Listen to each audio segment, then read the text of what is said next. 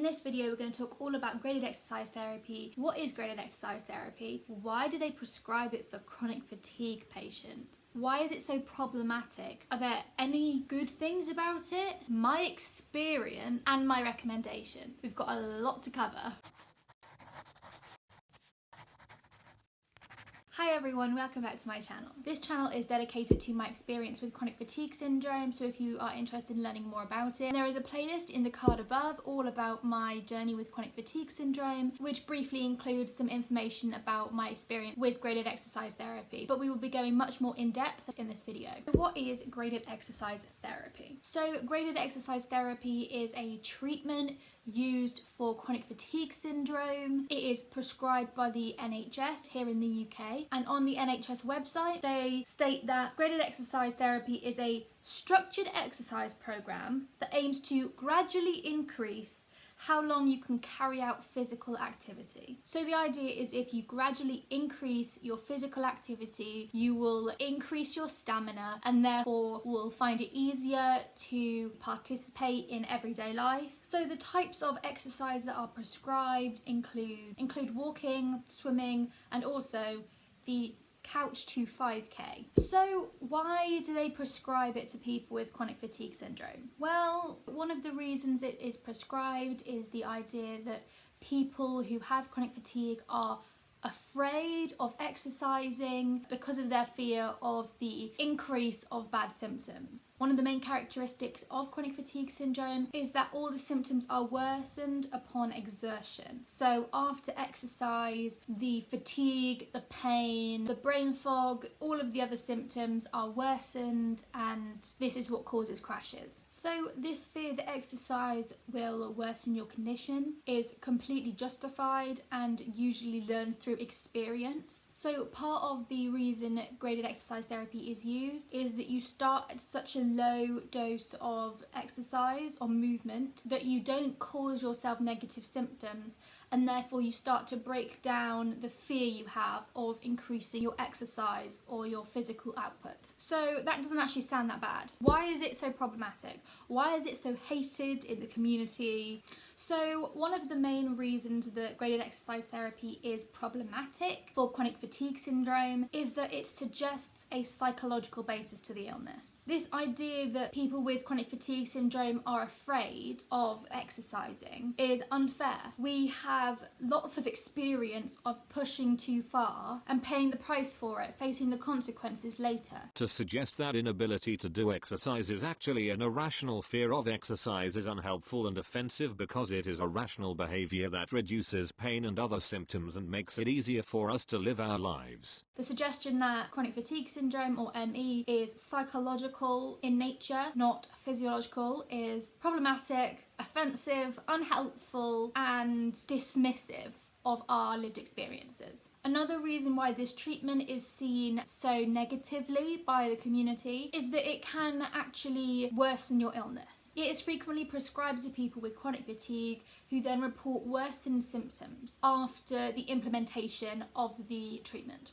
Kindlen wrote an article for the bulletin of the IACFS/ME quarterly publication. 51% of people who responded to surveys about graded exercise therapy reported that GET actually worsened their health, and 20% of respondents reported similar or no change. Obviously this is only survey evidence and there may be bias in who responded, but this survey did receive over 5,000 responses, so it is a fairly large sample size. So lots of people are worsened, according to one study. However, another study found something completely different. Their study showed a 47% positive outcome, significantly more than Kindlen's study. They found that exercise capacity doubled and cardiovascular system improved with the treatment. However, the problems with this study were that the patients did receive other treatments such as antidepressant, help with their sleep, counselling, and CBT. And what I personally consider the main problem with this study, there was no control group to show what would happen if all of the treatments were the same except graded exercise therapy was removed. We can't know whether to attribute attribute the good clinical outcome to graded exercise therapy or one of the other therapies that was being used at the time, or another factor that they didn't measure. So unfortunately, the evidence is mixed, it's quite contradictory, but also none of the evidence is foolproof.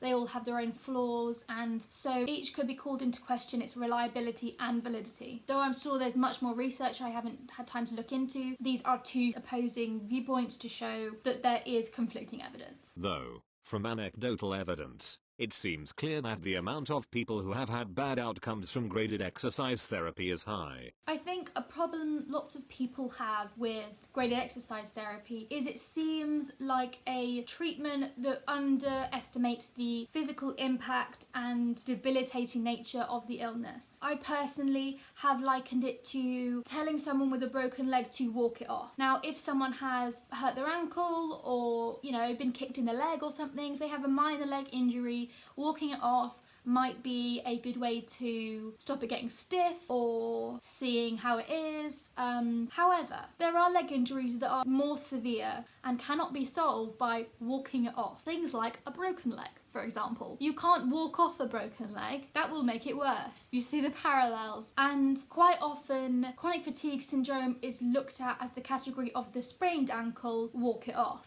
rather than a broken leg or a more severe traumatic leg injury. So I think likening chronic fatigue syndrome to this broken leg analogy is really fitting, because when you have a broken leg, you shouldn't be walking on it. The first thing that was suggested was rest. And now that you've rested it enough, walking is suggested. This is my personal theory about the best use of graded exercise therapy. When you're at your worst, when you've never ever been this bad, when you are struggling with life, when every day is hell, don't try and do graded exercise therapy. You need to rest. You need to rest. You need to find a baseline where you're not causing yourself to crash. You need to take time to let your body recover. But one day, you're gonna feel better. And I say better, not like completely better, but better than you do now, or better than you did. When you start to feel like your fitness is the problem, not anything else, not bodily exhaustion, not any other symptoms like pain or brain fog or anything. When the problem is you get out of breath, when your fitness is the thing holding you back from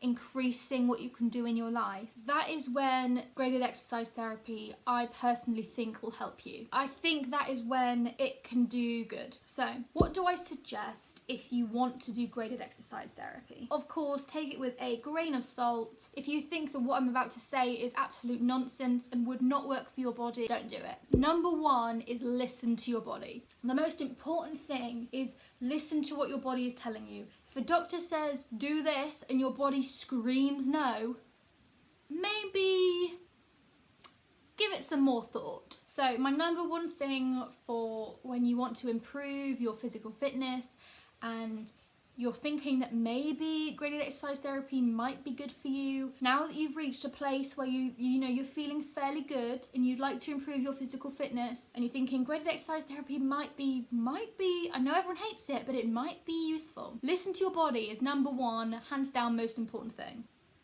Number two, do not push your body too hard. Similar to the last one, really. Don't push too hard. Don't go for it. Everything you change, every new thing you try, cautious. Be cautious, be measured in your approach. Don't just decide to, we're gonna do graded exercise therapy. I haven't been out of the house in 3 months, but you know what, let's go for a run. That wouldn't be ideal. That would probably kill you. Going for a run would definitely kill me. Start with the teeniest, tiniest thing. Start with a baby walk. Or maybe you can't even do a walk yet. Maybe you need to start with going up the stairs without assistance. Or getting dressed without sitting down for a break halfway through. Don't feel you have to do something that is exercise for an average person to do graded exercise therapy.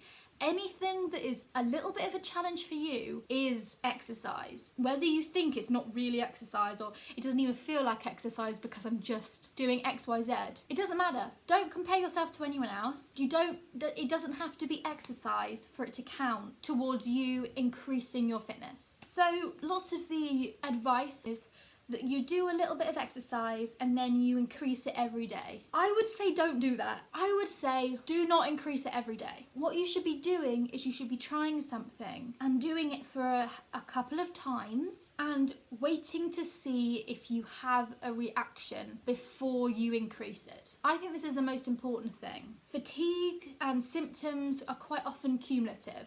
Quite often you can do something one day, but if you do that same thing every day, it will be way too much. So you need to leave enough time after you started doing something to find out whether your body can manage it. And every time you increase, you need to leave that time for your body to adjust and for you to find out whether this level of exercise causes a crash. And you will get to a point where you crash. If you are expecting to do graded exercise therapy and never push the boundary, that's not going to work. You will find the boundary. And I think a good thing about it is you find the boundary. You can find the limit on where you are. And you know now that you can use this much energy every day because the boundary is slightly beyond there. You can find the boundary and you can work within it. And maybe the boundary is further than you thought. Again, this isn't for everyone. This isn't just something I think, oh yeah, everyone with chronic fatigue should be trying this. Graded exercise therapy wasn't effective for me until maybe 2 or 3 years after my worst time. During my worst time, it was hell. I would say around 2 years after my lowest point was when graded exercise therapy was actually useful. So this is only for people who think that there might be a little bit more that they could do and they don't know how to go about finding how to get there. I would make sure you don't let anyone convince you that graded exercise therapy for you. It should all be based on your body and your feelings and what you feel that you can do, feel that you might be able to do, feel like you'd like to do. Even if your body could do that, even if you think there might be some more that your body could do, if you're not willing to have crashes for the sake of finding out where the limit is, don't do it. Because I don't think there's a way you could do this without crashing, because that's how you find where the limit is. Okay. So what do you do when you crash? If you're going through graded exercise therapy, you will crash. What happens when you do? What should you do? You might be told to push through it. You might be told that if every day you do the same thing, you will increase your stamina, you will increase your body's ability to do it, and if you just make your body do it, eventually it will be able to do it. I think that's terrible advice. Personally, I think that is horrible, horrible advice. Keep going even when you're in pain. No. If you crash, for example, if you can do one baby walk once a week and then you think, yes, I'd like to increase my baby walk to twice a week, for example. If after you've been doing it for a while, you start to realise that you're crashing and it's getting difficult, stop. And there's different levels of crashing. You may have to stop walking completely. You may have to stop doing your exercise completely for a while till you recover.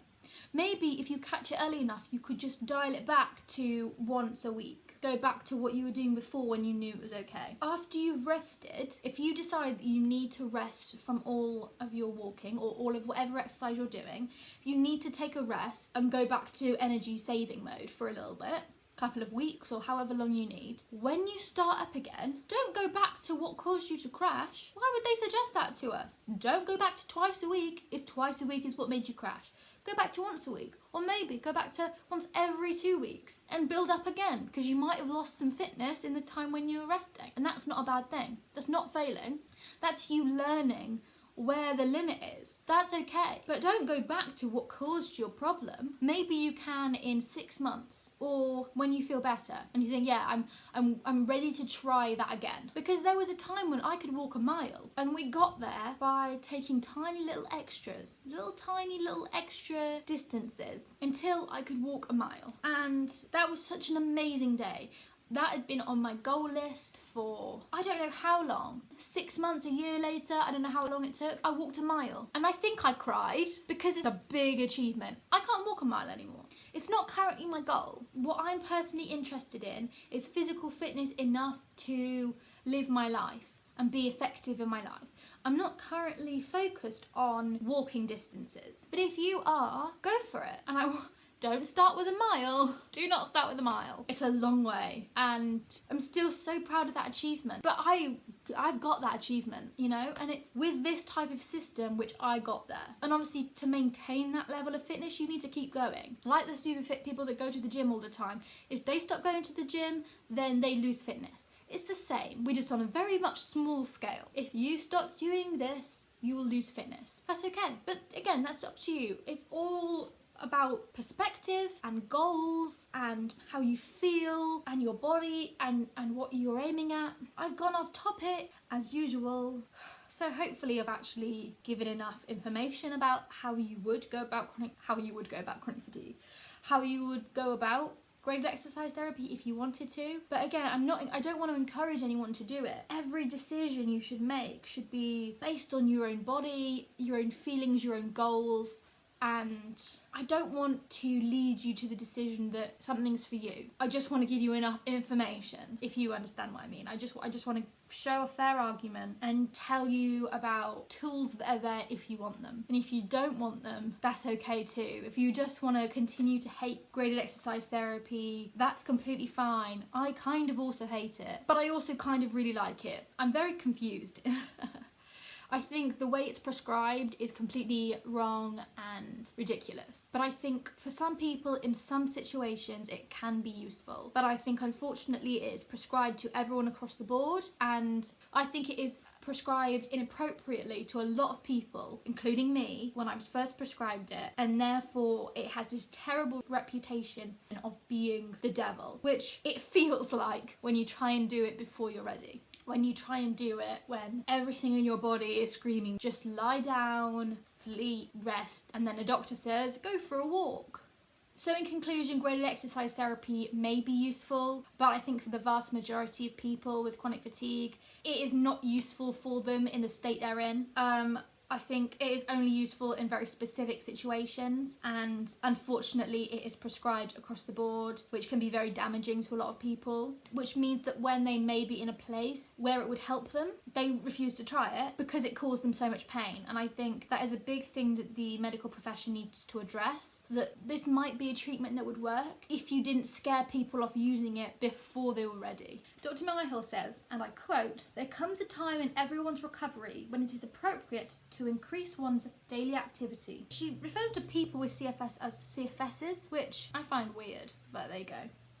CFSs rightly become fearful of increasing activity because experience tells them they will relapse. The best way to manage this is organising an activity programme that is so gentle that should one overdo things, any relapse will be mild. As always, I will have all the links to all the research that I did down in the description box, so you can have a look and have a read through the sources I used. Have you ever done graded exercise therapy? Did it work for you? Was it a nightmare? Let me know. Thank you for watching another video. If you enjoyed it, please like it and subscribe to my channel. I'm hoping to reach 100 subscribers before the end of 2020, so at least one good thing could happen this year. I have lots of exciting videos coming up, including when I move out of my parents' house, more informational videos about chronic fatigue, and more vlog style videos about my life.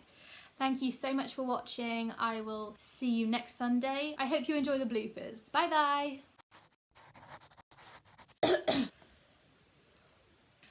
I really vi-